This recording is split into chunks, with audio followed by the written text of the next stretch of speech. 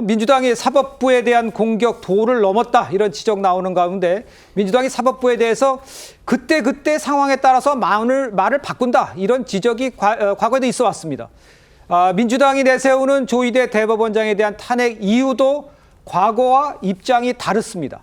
어떻게 다른지 저희가 그래픽으로 정리를 해봤는데요. 좀 보시겠습니다. 먼저 첫 번째 이유입니다.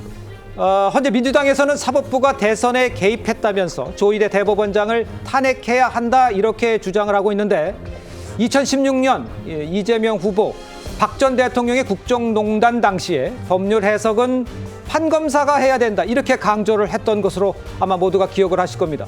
과거에는 판검사를 신뢰해야 한다는 입장과 지금의 입장 확연히 달라진 거라 볼 수 있어요. 설 변호사님 저건 어떻게 생각하세요? 그러니까요. 이제 이재명 대표가 특히나 본인의 과거 SNS에서 저렇게 글을 올렸음에도 불구하고 지금 또 그냥 그때 정치적인 이득에 따라서 다르다는 거지 않습니까? 그렇습니다. 저는 지금 민주당이 계속 뭐 졸속 재판이다 이렇게 하는 부분, 특히나 대선 개입이다 하는 부분에 대한 비판의 정당성이 떨어지는 부분이 뭐냐면 중도에 계신 분들 그러더라고요. 제 주변에 있는 분들은 아니 그러면 5월 1일 날 선고를 하겠다고 미리 고지를 하지 않았냐. 그럼 그 전부터 이런 얘기가 나왔었으면 지금 이 민주당이 얘기하는 부분에 대해서 그냥 수긍할 수도 있을 것 같은데 5월 1일 날 선고를 대법원에 선고를 한다고 했을 때 뭐라고 했습니까? 민주당에서 이것은 빨리 선고를 할 거기 때문에 한다는 것은 12명의 전원 동의를 해서 상고 기각을 주려는 것이다. 무죄가 될 확률이 굉장히 높다.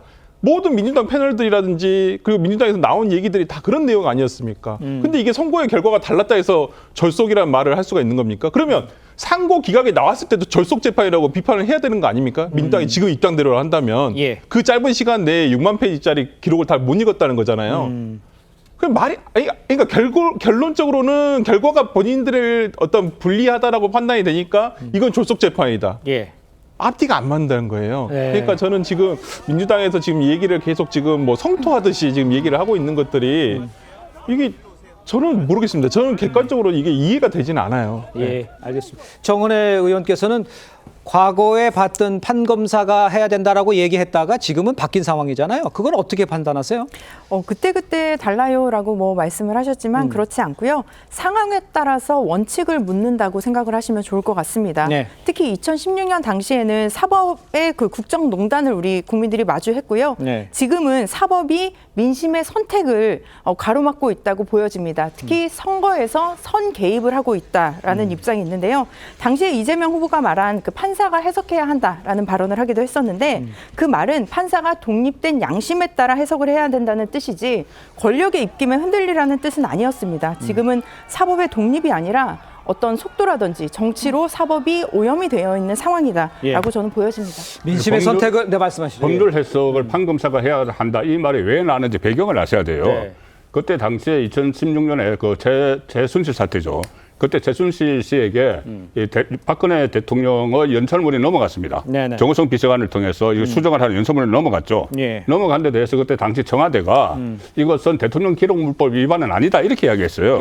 그러니까는 청와대가 그렇게 이야기하니까는 그때 이재명 성남시장이 아니 그것은 그 청와대가 해석할 게 아니고 판검사가 해야 되는 거다. 법률 해석은 이렇게 이야기했거든요. 그런데 지금은 대법원입니다. 그냥 북한도 아니고 대법원에서 판단을 한 것을 이 당에서 해석을 하는 거예요. 당에서 해석을 하고 피고인의 해석을 하는 겁니다. 이것은 전혀 맞지가 않고 그 전에 검사도 법률적 해석을 한다고 했지 않습니까? 그런데 본인에 대한 모든 그 검사의 이 기록이나 기소를 전부 다 조작된 거라고 이야기하잖아요. 그리고 조작된 거라고 하고 그 검사들을 탄핵을 하고 또 공수처 고발을 했습니다. 이번에도 심지어 그 대법원장을 지금 탄핵을 하려고 하고 또 고발을 해서 뭐 수사를 받아야 된다고 이야기를 하거든요. 그러면 도대체 법률 해석을 그때는 판검사가 해야 된다고 하는데 지금은 본인이 하거나 아니면 당에서 하는 그 상황이 돼버린 거죠. 그러니까 대법원이 결정을 내린 것에 대해서 교수님, 결정 내린 것에 대해서 적어도 민주적이라면 따를 건 따라야 되는 거 아닌가? 이 생각에 대해서는 어떻게 생각하세요? 그렇습니다. 그게 이제 민주주의의 기본 원리죠. 상권 분립이고 또 국가라고 하는 것은 어떤 권위를 서로 인정할 때 사실은 입법부나 사법부나 다 행정부나 다 살아있는 것인데 결과를 따라서 사실은 뭐 여야 할 것 없어요. 정치권이 아전인수격 해석을 하고 본인한테 이루어오면 존경한다. 그렇게 했다가 실제로 본인한테 불리하면 잘못된 판결이다. 뭐 보복 정치다, 뭐 사법부가 정치에 오염됐다 이렇게 얘기하는 것이 네. 어제 오늘의 일이 아닙니다. 그 자체가 국민들이 정치권 전체를 불신하게 된 배경도 되고요. 또 사실은 우리가 탈권위는 필요한 부분이지만 한 사회가 필요한 권위 자체를 전부 다 부정해서는 존재할 수가 없습니다. 네. 최소한 민주주의 절집 방식에 있어서 네. 12명 중에 10명이나 동의해 가면서 한 결정에 대해서는 사실은 뭐 여야 할 것 없이 아프지만 존중한다. 이것밖에는 논평이 나올 수가 없는 결정이다. 저는 그렇게 봅니다. 알겠습니다. 자, 아까 첫 번째를 찾아봤고요. 민주당 내에서 내세우는 이 조희대 대법원장에 대한 이 탄핵사의 두 번째를 보도록 하겠습니다. 두 번째는요, 단시간 내에 6만 쪽 기록을 받겠냐, 이 졸속으로 결정을 내렸다 이렇게 지적하고 있는데 2017년 이 박범계 의원 수십만 쪽의 기록도 다 봤다라고 말을 했습니다. 2017년 당시 박범계 의원이 어떻게 이야기를 했는지 직접 들어보시죠. 헌법재판관분들은 일주일이면 이 수만 페이지 다 읽거든요. 저도 판사할 때 뭐 수만 페이지가 아니라 수십만 페이지짜리 기록도 봤습니다. 매주 한 번씩 하는 재판에 그거 다 처리합니다. 그거 어려운 일 아니다 그 말씀이세요? 그거 어려운 일 아닙니다. 근데 이 얘기도 자, 아까 설주환 변호사도 얘기해 주셨습니다. 박범계 의원은 판사였잖아요. 이신 판사 때 수십만 페이지짜리도 기록을 봤다 이렇게 이야기를 했습니다. 그런데 지금 와서 민주당은 대법관들이 이틀 만에 6만 페이지 전자기록 읽은 거 불가능하다. 열람 소요 시간 기록을 내놔라 이렇게 이야기를 하고 있는 거잖아요. 변호사도 어떻게 생각하세요? 이 사건은요, 1심이 2년 2개월이 걸렸습니다. 맞습니다. 그리고 항소심이 4개월이 걸렸고 이제 네. 대법원에 올라왔는데 네. 항소심 선고가 3월 26일에 있었어요. 그런데 지금 민주당에서는 4월 22일에 전원합의체에 회부되고 그때부터 9일 뒤에 어떻게 6만 페이지를 다 읽고 선고를 하느냐라고 이야기하고 있는데 네. 지금 대법원은 법률심입니다. 그렇기 때문에 원심의 판결들에서 법률적인 쟁점들에 대해서만 다루면 되는 거거든요. 예. 증인들의 증언이라든지 양형이라든지 이런 것들을 볼 이유가 없는 것입니다.